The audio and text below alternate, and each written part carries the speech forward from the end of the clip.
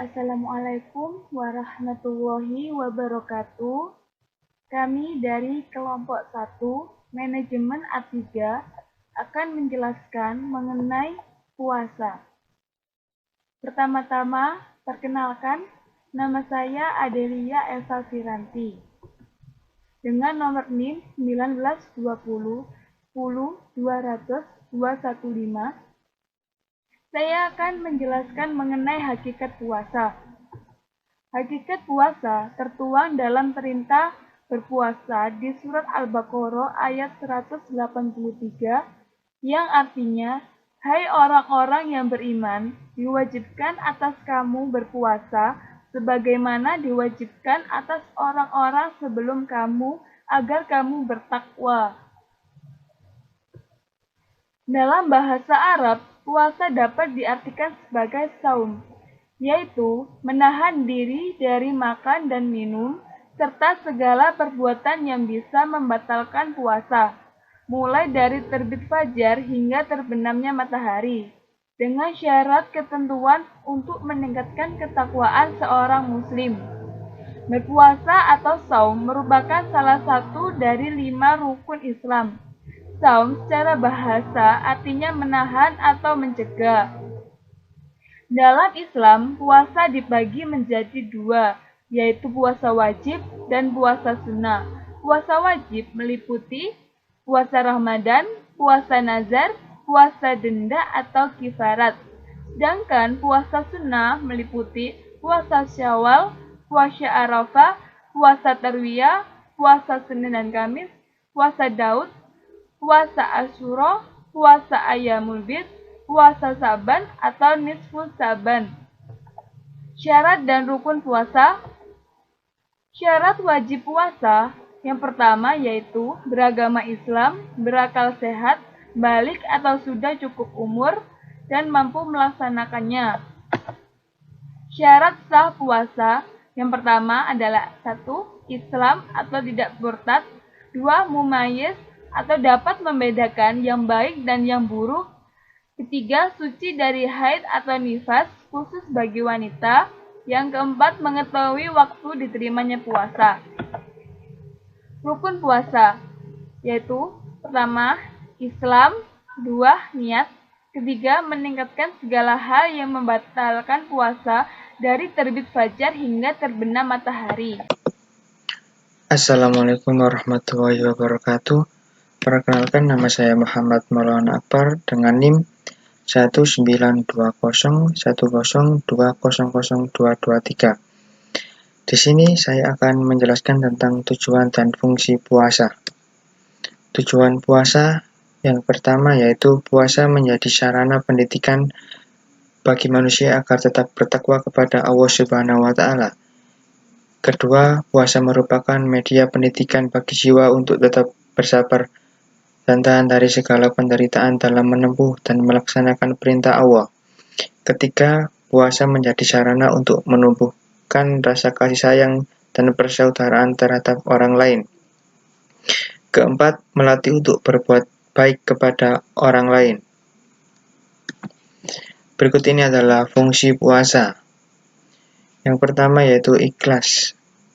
Puasa bisa membimbing pelakunya untuk lebih ikhlas menjalani kehidupan atas kehendak Allah Subhanahu wa Ta'ala, karena dia sadar benar bahwa tak ada kuasa atas apapun dan semua putusan Allah adalah selalu yang terbaik.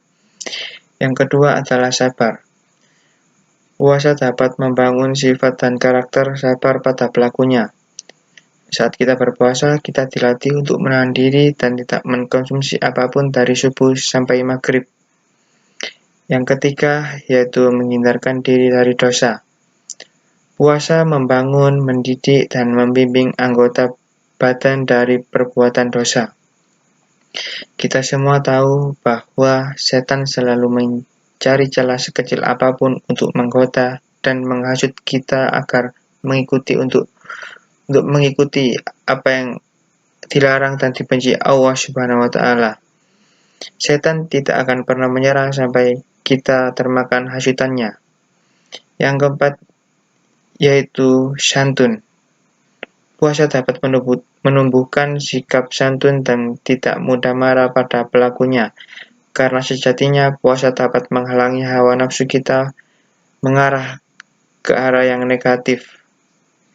Puasa dapat mengekang kita dari berbuat dosa dan maksiat, serta hal-hal yang dibenci oleh Allah. Yang kelima yaitu sifat kasih sayang. Puasa dapat mendidik hati kita sebagai pelakunya untuk mengasihi orang fakir, yaitu orang yang kehidupannya serba kekurangan dan membutuhkan bantuan kita. 6. Kedekatan pada Allah. Puasa tentunya akan membuat kita pelakunya ini menjadi lebih dekat kepada Allah. Kita akan lebih banyak menjalankan ibadah dan amalan-amalan kebaikan daripada maksiat atau dosa dan hal-hal yang tak bermanfaat lainnya saat kita sedang berpuasa. Yang ketujuh yaitu bergembira. Puasa mengajarkan kepada kita para pelakunya untuk bergembira mendapat taufiknya.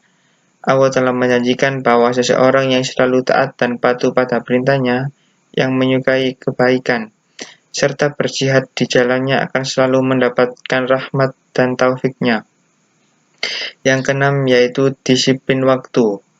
Puasa mengajarkan kepada kita para pelakunya untuk menjadi insan yang lebih menghargai dan disiplin pada waktu, dengan bangun di waktu sahur dan segera membatalkannya pada saat azan maghrib berkumandang. Yang kesembilan yaitu sehat. Puasa itu sesungguhnya baik untuk kesehatan kita. Kita tentu sudah sering mendengar tentang hasil penelitian dari berbagai ilmuwan tentang efek positif dari berpuasa. Assalamualaikum warahmatullahi wabarakatuh. Perkenalkan, nama saya Salsa Awa Pramaswari dengan nomor NIM 192010200184. Di sini saya akan menjelaskan tentang menentukan awal Ramadan dan Syawal.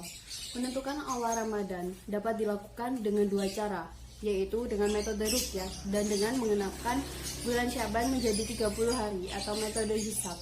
Yang pertama, metode hilal Ramadan atau biasa dikatakan dengan metode ruqyah.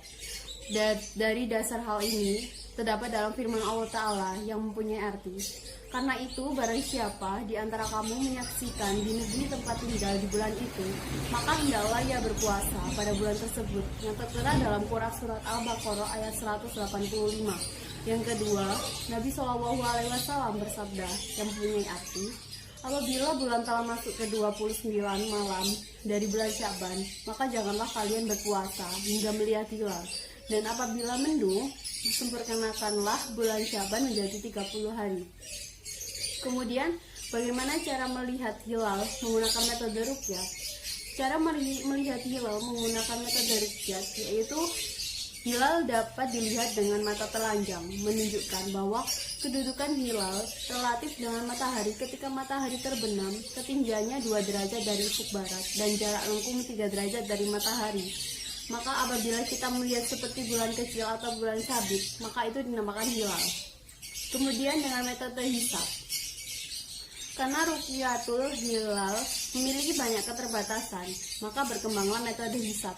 Metode yang bermakna menghitung atau ada, kalkulasi atau akso, dan mengukur atau kodoro. Hisab berarti menghitung pergerakan posisi hilal di akhir bulan untuk menentukan awal bulan khusus seperti Ramadan. Dua metode ini adalah gambaran bahwa dengan metode hisab, para ulama mencoba menggunakan pendekatan rasional, melihat pola, membacanya, lalu menyusun prediksi-prediksinya. Semua dilakukan dengan rumus-rumus, sedangkan dengan metode ruqyah merupakan pendekatan empirik. Bagaimana pengalaman menyaksikan tanda-tanda alam adalah penentu sebuah hukum syariat berlaku. Apabila pada malam ke-30 Sya'ban belum juga terlihat hilal karena terhalangi oleh awan atau mendung, maka bulan Sya'ban disempurnakan menjadi 30 hari. Salah seorang ulama Syafi'i Al-Mawardi rahimahumullah mengatakan, Allah Ta'ala memerintahkan kita untuk berpuasa ketika diketahui telah masuk awal bulan. Untuk mengetahuinya, Allah dengan salah satu dua perkara boleh jadi dengan ru'yah hilal itu untuk menunjukkan masuknya awal Ramadan, atau boleh jadi pula dengan mengenapkan bulan Syaban menjadi 30 hari. Karena Allah Ta'ala menetapkan bulan tidak lebih dari 30 hari dan tidak kurang dari 29 hari. Jika terjadi keraguan-raguan pada hari ke-29, maka berpeganglah dengan keyakinan yaitu hari ke-30 dan buang jauh-jauh keraguan Anda. Sekian presentasi dari saya. Wassalamualaikum warahmatullahi wabarakatuh. Assalamualaikum warahmatullahi wabarakatuh. Perkenalkan, nama saya Nafiatul Lailiyah dengan nomor NIM 192010200163. Di sini saya akan menjelaskan tentang hikmah puasa. Yang pertama, keseimbangan hidup. Pada hakikatnya, sebagai hamba Allah, manusia diperintahkan untuk beribadah. Hanya karena berbagai hal yang berhubungan dengan duniawi seperti hawa nafsu, pekerjaan yang membuat manusia lupa atas kewajibannya. Yang kedua, melatih untuk disiplin dengan waktu. Untuk melakukan puasa dengan tubuh kuat dan fit panjang hari, dibutuhkan istirahat yang cukup dengan cara tidur yang teratur. Yang ketiga, lebih peduli terhadap sesama. Persaudaraan sesama muslim memang selalu terlihat sangat jelas selama bulan Ramadan, seperti orang membagikan takjil di masjid ataupun di jalan raya. Yang keempat, menemukan tujuan menjalankan puasa. Puasa bertujuan untuk melatih diri agar mampu menghindari dosa-dosa di hari lainnya selama bulan Ramadan.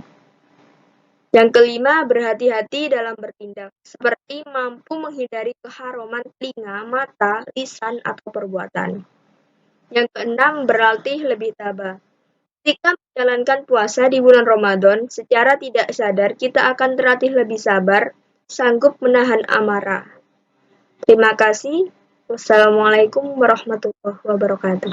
Assalamualaikum warahmatullahi wabarakatuh. Perkenalkan, nama saya Afriana Pradana, kelas A3. Saya dari Kelompok 1. Saya akan mempresentasikan hasil kerja saya, yaitu makna spiritual puasa. Makna spiritual puasa. Ajaran puasa diturunkan terhadap umat Nabi Muhammad SAW dan umat-umat sebelumnya supaya mereka menempuh derajat takwa. Jika tujuan akhir dari perintah puasa yaitu untuk mencapai ketakwaan, karenanya tentu yang dimaksud bukan sekedar puasa untuk menahan lapar dan dahaga saja, tapi juga puasa dalam arti membatasi hawa nafsu. Dengan kata lain, puasa yang ditujukan yaitu mengatur diri dari sikap negatif, lalu masuk ke dalam sikap positif seperti jujur, disiplin, tunduk pada tata tertib, etos kerja tinggi, dan solidaritas pada sesama. 1. Kejujuran, 2. Disiplin, 3. Kepatuhan, 4. Etos kerja, 5. Solidaritas. Dan penjelasannya bisa dilihat sendiri. 5. Manfaat spiritual dari puasa. 1. Makin bertakwa kepada Allah. 2. Memperkuat hubungan dengan Allah. 3. Menahan hawa nafsu. 4. Melatih kesabaran. 5. Membangun karakter dan perilaku yang lebih baik. Penjelasannya bisa dibaca sendiri, bisa dilihat sendiri. Sekian dari saya. Presentasi yang saya kasih ini, kurang lebihnya mohon maaf. Saya akhiri. Assalamualaikum warahmatullahi wabarakatuh. Saya Aulia Riza Ainur Rahma dengan nomor NIK 192010200203. Saya akan menjelaskan tentang puasa dan pembentuk insan yang berkarakter. Tujuan dari ibadah puasa yang dikerjakan adalah membentuk pribadi yang bertakwa. Hal ini sebagaimana firman Allah Subhanahu wa taala dalam surat Al-Baqarah ayat 183 yang artinya, hai orang-orang yang beriman, diwajibkan atas kamu berpuasa sebagaimana telah diwajibkan atas orang-orang sebelum kamu. Mudah-mudahan kamu bertakwa. Ibadah puasa adalah dimensi ketuhanan ilahi. Menurut Rasulullah, puasa itu untuk Allah dan Allah yang akan membalas secara khusus. Maka yang bisa diperoleh dari puasa adalah banyak aspek tazkiyah al-nafs, pensucian jiwa lebih kental, artinya aspek pembangunan watak yang lebih kuat. Puasa juga merupakan sebuah proses pembentukan jiwa yang bersih dan watak yang jujur, dan merupakan perisai bagi orang-orang yang menjalankannya. Hal ini disampaikan oleh Rasulullah SAW dalam hadis yang diriwayatkan oleh Bukhari yang artinya puasa itu perisai selama ia tidak merusaknya dengan dusta dan umpatan. Puasa yang dikerjakan akan mampu mengantarkan pribadi yang bertakwa ketika semua aturan dalam puasa dipatuhi dengan sebaik-baiknya, yaitu sebagai berikut. 1. Niat karena Allah Subhanahu wa taala. Niat merupakan komitmen seorang untuk melakukan sesuatu. Dengan itu, puasa dapat membentuk karakter pribadi yang komit terhadap tugas dan tanggung jawab yang diembannya. Yang kedua, seseorang puasa tidak boleh melakukan sesuatu yang membatalkannya. Larangan ini diharapkan akan mendorong terbentuknya pribadi yang sabar dan berpengendalian diri. Yang ketiga, puasa sangat pribadi sifatnya. Hanya Allah Subhanahu wa Ta'ala dan orang yang berpuasa yang mengetahuinya. Sifat puasa yang pribadi ini mengandung makna bahwa ibadah ini dapat membentuk pribadi yang jujur, sehingga orang tersebut bersikap dan bertindak jujur terhadap Allah Subhanahu wa Ta'ala, terhadap dirinya, dan terhadap lingkungan. Keempat, puasa harus dilandasi ketulusan seseorang, yakni tulus menjalankan ibadah puasa walaupun pahalanya untuk Allah Subhanahu wa Ta'ala, karena itu ibadah dapat menumbuhkan sifat ikhlas dalam diri seseorang. Yang kelima, ketika berbuka puasa diharuskan membaca doa. Doa ini merupakan menyampaikan rasa syukur atas keberhasilan seseorang menjalankan puasa. Dengan itu, puasa juga dapat membentuk pribadi yang tahu menyampaikan rasa syukur dan terima kasih atas segala nikmat yang diterimanya. Dalam ibadah puasa juga ada yang kita kenal istilah imsak. Imsak itu berkaitan dengan waktu untuk memulai menahan diri dari makan dan minum serta perbuatan yang dapat membatalkan puasa. Semua orang yang berpuasa harus memperhatikan waktu imsak jika ingin puasa yang dikerjakan dapat nilai dari Allah Subhanahu wa Ta'ala. Ini mengajarkan bahwa kita harus memperhatikan waktu disiplin dalam melaksanakan tugasnya. Kita juga harus mampu menahan diri dan melakukan perbuatan-perbuatan tercela. Dengan ibadah puasa yang dilakukan, diharapkan kita juga memiliki karakter yang mampu berempati terhadap nasib orang-orang yang tingkat ekonominya berada di bawah garis kemiskinan di bawah kita. Sekian presentasi dari kelompok kami. Maaf jika ada salah-salah kata. Wassalamualaikum warahmatullahi wabarakatuh.